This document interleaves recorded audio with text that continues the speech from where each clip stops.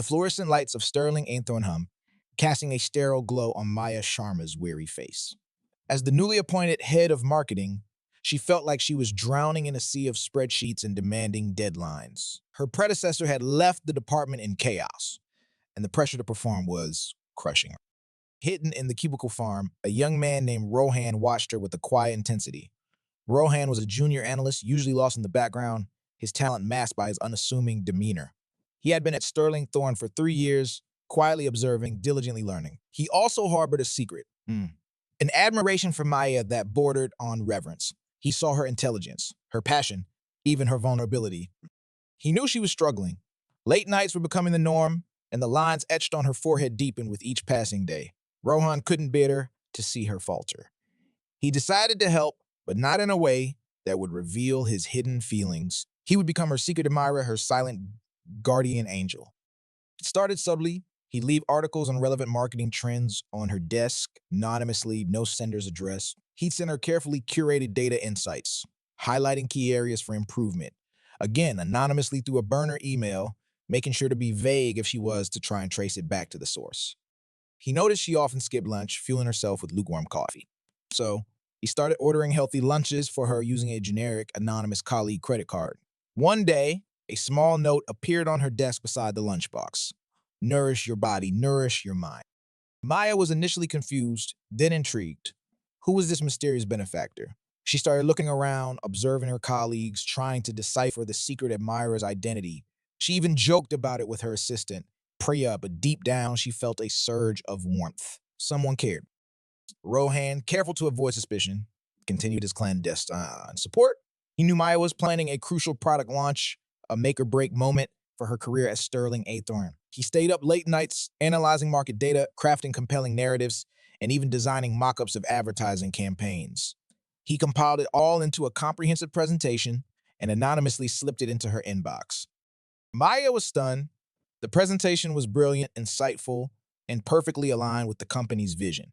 She used it for her presentation to the board, and it was a resounding success. Suddenly, Maya Sharma was the rising star of Sterling Thorn. However, success came with its own set of challenges. A senior executive, Mr. Kapoor, started taking undue credit for Maya's work, subtly undermining her at every opportunity. He saw her as a threat to his position. Rohan, witnessing this blatant injustice, was furious. He couldn't stand idly by. He decided to take a risk. He anonymously leaked to the CEO evidence of Mr. Kapoor's past financial improprieties using the same burner email he used for Maya. Kapoor was suspended, his reputation in tatters.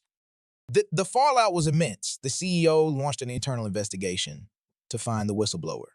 Fear permeated the office. Rohan knew he was playing a dangerous game, but he couldn't bring himself to regret it. Meanwhile, Maya was thriving.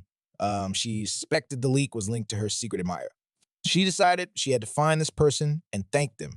She started leaving little thank you notes in the places she had previously gotten her gifts from her secret admirer. One evening, working late, Maya noticed Rohan hunched over his computer, his brow furrowed in concentration. He was poring over marketing data, his fingers flying across the keyboard. She walked over to him, her heart pounding, and noticed an open email window displaying the same presentation he had sent her with all the notes about the product launch. Rohan, she asked softly. He looked up, startled. His eyes widened in panic. Maya, what are you doing here so late? She smiled. Thank you, she said, her voice thick with emotion for everything. Rohan stammered, denying any involvement, but Maya saw the truth in his eyes. She knew. Instead of revealing his identity to the entire office, Maya pulled Rohan aside and confessed that she knew about his secret admiration all along. She thanked him for his support, his guidance, and his unwavering belief in her. She acknowledged his talent and offered him a position on her team. A chance to shine, a chance to finally let his abilities be recognized. You have the instincts of a leader, Rohan, she said. It's time you let them shine. Rohan, overwhelmed, accepted her offer. He finally felt seen, valued, not just by Maya, but by himself. The moral of the story is this.